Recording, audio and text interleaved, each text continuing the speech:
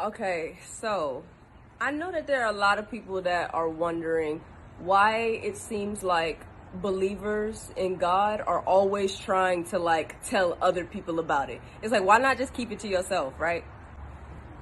I've gotten that a lot since I started doing these videos. It's like, China, we get it. You believe in God. If you believe, just believe, and then you don't have to make others believe too. But I think there's a little bit of confusion, and I am going to hopefully clear it up for you today as to why I do it and why I make these videos. This analogy that I'm going to use today is one that my dad told myself and my family a long time ago, and it always stuck with me. Okay, so we're going to call it Michael McClain's snake in the yard analogy. Okay? So say we're best friends. You come over to my house and we chilling, right? We watching movies. We listening to music, and I got art stuff spread out, so we drawing and painting and stuff. And then I remember, oh shoot, I forgot to take my dog out. Just stay here, let me take him in the backyard, I'll be right back. You're like, okay, cool. I leave you in the room painting. I take my dog downstairs and I unlock the door. I'm like, come on, Cujo. And right when I'm walking out, what do I see? I see a snake in the yard. So I grab my dog, rush back inside, close, lock the door, and then I go back upstairs to my room where I left you. I see that you've gotten up and you're about to leave the room. And I'm like, wait, where are you going? And you're like, oh, I wanted to go to the backyard too, get some fresh air from these paint fumes. And I said, okay. I'll see you when you get back. So you go downstairs, you open the door, you head out there to get some fresh air, and oh, a snake bites you.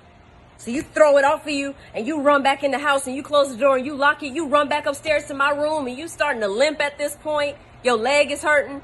And you're like, China, I just got bit. There's a snake in the yard. And I say, oh yeah, I know. I saw it when I was going to take my dog out. What would your next statement be? China, why didn't you tell me? You saw me heading in that direction. I told you I was going in the backyard. Why didn't you tell me there was a snake back there? And I said, I don't know. I wasn't trying to force what I knew on you. So I just thought that you should learn for yourself, as we all should, because I love you. So I was trying to give you that freedom. Does that make any sense? You wouldn't think that I actually loved you if I knew there was a snake in the yard. You told me, oh, I'm about to go to the backyard. And I just let you wander on back there without warning you of the danger. Now, if you told me, oh, I'm going to the backyard to get some air, and I said, oh, no, don't go back there, I just saw a snake back there, would giving you that information be forcing something down your throat? Forcing my beliefs on you? No, it's showing you that I love you and I care about what happens to you. I do videos talking about God to warn you about the snake in the yard. That's the point. I was headed in the backyard. By the grace of God, I got away from the snake before it bit me. Now I see others heading towards the backyard. I know there's a snake back there, and so I'm just warning you and letting you know, yo, there is danger in that direction. And now you have a choice to make. It's as simple as that. You can either choose to be like, oh, heard you. I'm gonna go back the way I came. Or you're gonna choose to be like,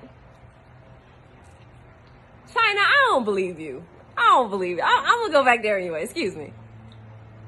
Now notice, nowhere in my analogy, or Michael McClain's analogy, did I say that I was gonna force you in the room and I was gonna forcefully keep you from going in the backyard. That would be forcing something down your throat.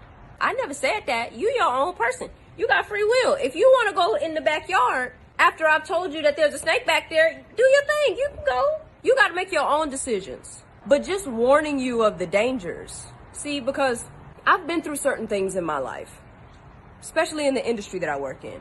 So I know that God is real.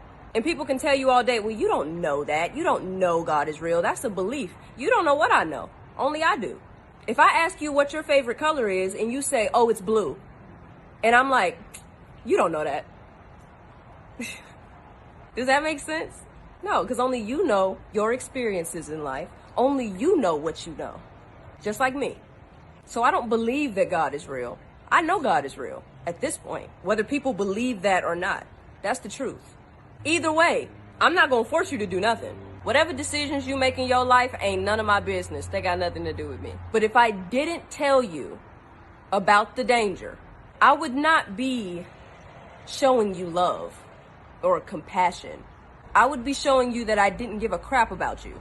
And it's funny because this situation literally just happened. Our neighbor texted myself and my sisters and was like, I just saw a snake in my yard, so just wanted to let y'all know for your own safety and for your pet safety. Our neighbor did that because they have love in their heart. This is how I show you that I love you. I have gotten bullied more for talking about God than I ever have in my life.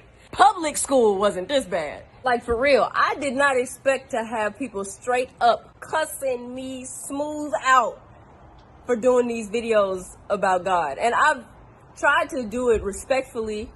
I don't know why I was shocked about that, though. It literally says in the Bible, it talks about how spreading the word of God is difficult. It's not easy. Jesus is my example. He is the one that I want to be like. I am not required to convert anybody in order to secure my eternity.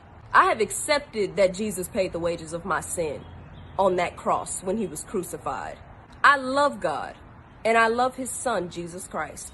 And I try my best to live my life according to his word. I try my best. I already know where I'm going when I die. But what good is eternity in paradise if I have left a whole host of other people when I could have shared these things with you guys and you could have maybe made it too? What good is that? What really did I change? The afterlife is the most important part. We don't know how long we're gonna get down here on this earth. I could die tomorrow. If I warn you of the danger that I know is waiting down there and you still choose to go in that direction, I'm not mad at you. I don't hate you. It don't even affect me. But if you end up in trouble, just know that I tried because I love you. So you can't be mad at me. You can't blame me. And guess who else you can't blame? God. Because I've heard so many people say, I don't believe in God because he ain't never tried to show me no sort of sign. He's never tried to reveal himself to me or let me know that he cares or in any sort of way. I don't know. I ain't got nothing to work with here. Really? How'd you come in contact with this video? Did it pop up on your For You page or your home page randomly? Did a friend or a family member just happen to send it to you out of the blue? I'm sorry for all the noise in the background. I don't know what is happening over there. Somebody mowing a lawn. It sounds like somebody shooting off firecrackers in that direction. I don't know what's going on, but just excuse the noise. If you don't want to watch my videos talking about God, I love you just the same.